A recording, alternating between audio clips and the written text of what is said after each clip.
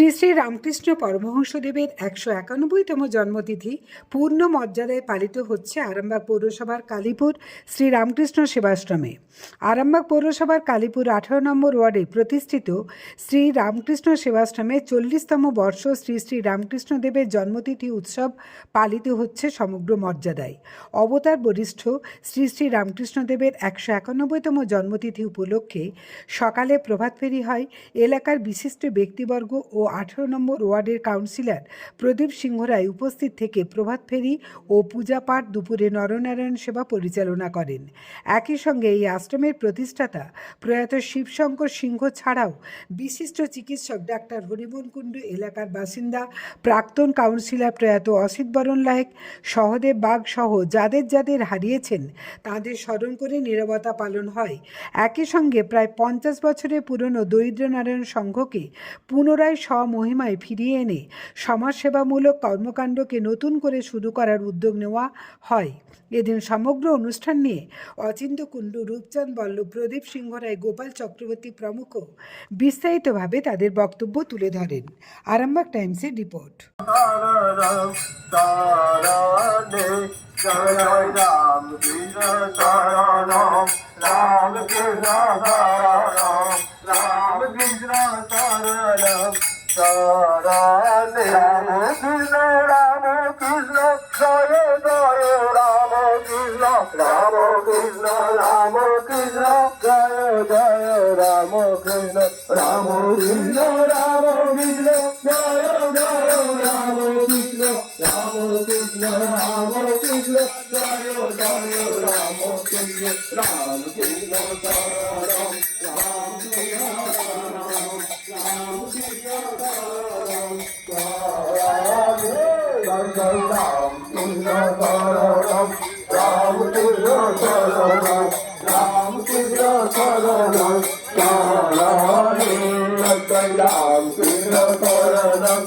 রামকৃষ্ণ শরণম, রামকৃষ্ণ শরণম। আমি বিবেকানন্দ জগন্নাথ বলরাম সুভদ্রা মাই আপন আপন গুরু। আমাদের ঘর তোলা হলো, পূজা আরম্ভ হবে। যারা এখনো আসেননি কালীপুরবাসীকে জানাচ্ছি যে আজকে শ্রীরামকৃষ্ণদেবের ১৯১তম জন্মতিথি পালন হচ্ছে। প্রত্যেক কালীপুরবাসীকে জানায় এই আশ্রমে আমাদের শ্রীরামকৃষ্ণ সেবার সঙ্গে ১২ এবং ১৮ নম্বরের সমস্ত অধিবাসী বৃন্দকে পুজো দেখা এবং দুপুরে প্রসাদ বিতরণের ব্যবস্থা করা আছে। প্রত্যেকে উপস্থিত থাকবেন এবং আনন্দ লাভ করবেন এবং ঠাকুরকে প্রণাম করে নিজের যার যা বাসনা আছে তা প্রার্থনার সঙ্গে জানাবেন। দাদা, আজকে আপনাদের এখানে যে কালীপুরের রামকৃষ্ণ সেবাশ্রম, এখানে যে রামকৃষ্ণের জন্মতিথি পালনিত হচ্ছে, আপনারা আজকে কি কি আয়োজন করেছেন? দেখুন, প্রতি বৎসরের ন্যায় এই ঠাকুর শ্রী শ্রী রামকৃষ্ণদেবের যে জন্মতিথি এবছর ১৯১তম বর্ষে পড়েছে। তো এই জন্মতিথি প্রতি বৎসরের ন্যায় এবছরও কালীপুর সমস্ত মানুষকে নিয়ে এই যে রামকৃষ্ণদেবের আশ্রম আছে, এই আশ্রম কমিটি সবাইকে নিয়ে সুন্দরভাবে প্রভাত ফেরি, সকালে প্রভাত ফেরি, তারপরে ঘট উত্তোলন, তারপরে বাবার প্রসাদ বিতরণ হবে, সবাইকে বসে খাওয়ানো হবে। পূজা আজা যেমন হয় তার নির্দিষ্ট নিয়ম অনুযায়ী পূজা আজা হবে। সারাদিন আজকে শ্রী রামকৃষ্ণদেবেরই অনুষ্ঠান নিয়ে চলবে। সারাদিন এইভাবেই আপনাদের আর কোনো ভক্তিমূলক অনুষ্ঠানে কিছু আয়োজন করা হয়েছে? সন্ধ্যের দিকে এলাকার মা বোনেরা বা দাদারা তারা বাবার গান অনুসরণ করবে, গান করবে, একটু যে চালা আছে চালার মধ্যে থেকে আরতিও হবে। সন্ধ্যে আরতি। কতজনের মতো এবারে প্রসাদের আয়োজন করা হয়েছে?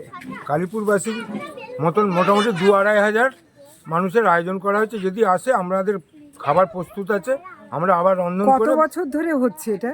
এটা প্রায় আমাদের শিবশঙ্কর সিংহ রায় ইনি এটা প্রতিষ্ঠা করে গেছেন।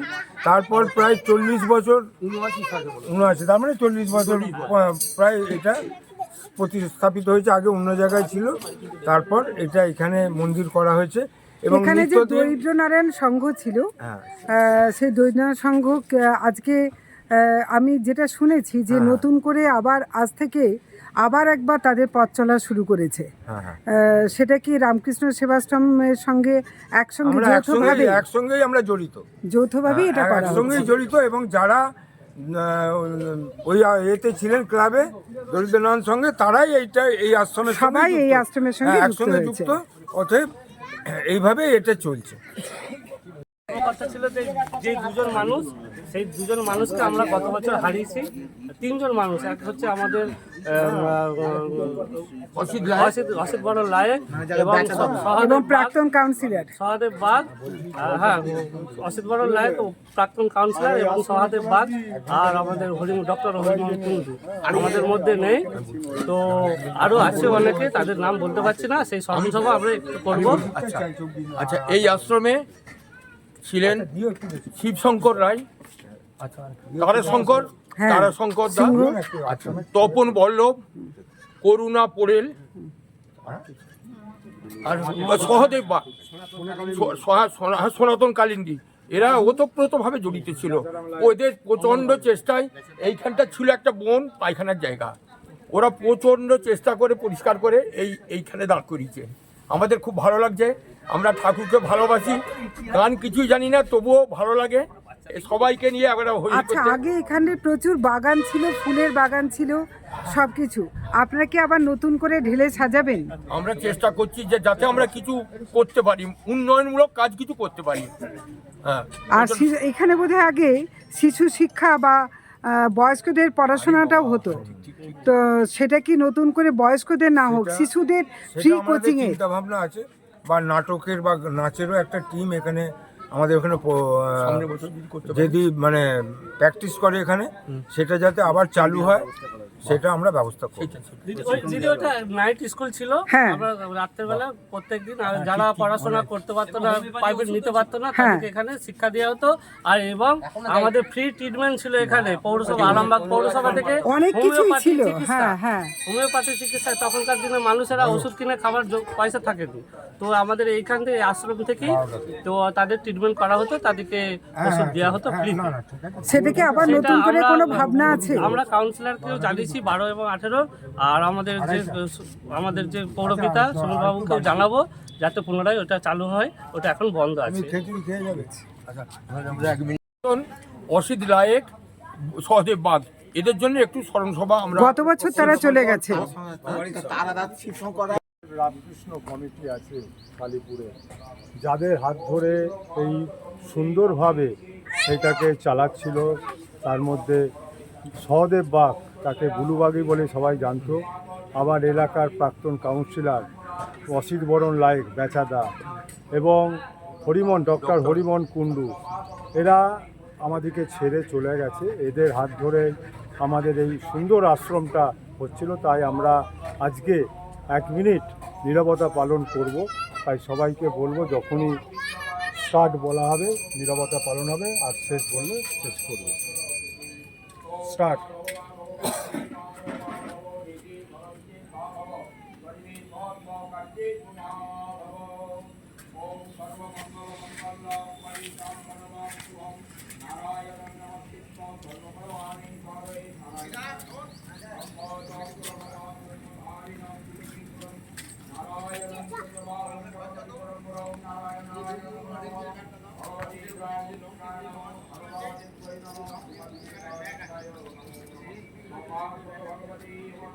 সমাপ্ত।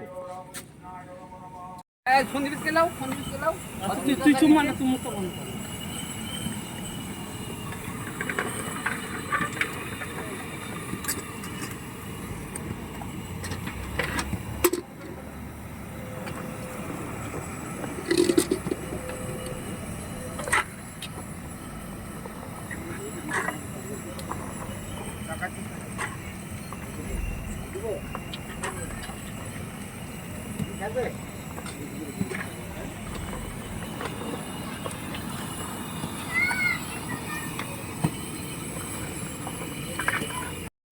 রাম রাম রাম, রাম রাম রাম, প্রেম ভূষিত মঞ্জে কহো Ram Ram Ram.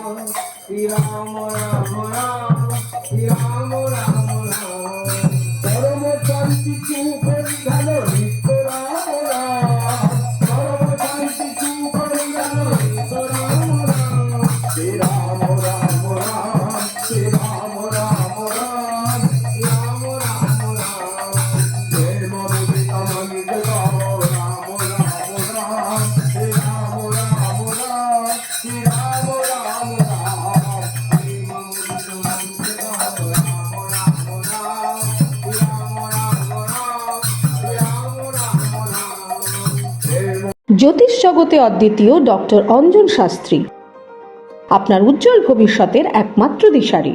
Call for booking 7477886099 or log in www.anjanshastri.com। Download করুন আমাদের exclusive mobile app astro Anjan.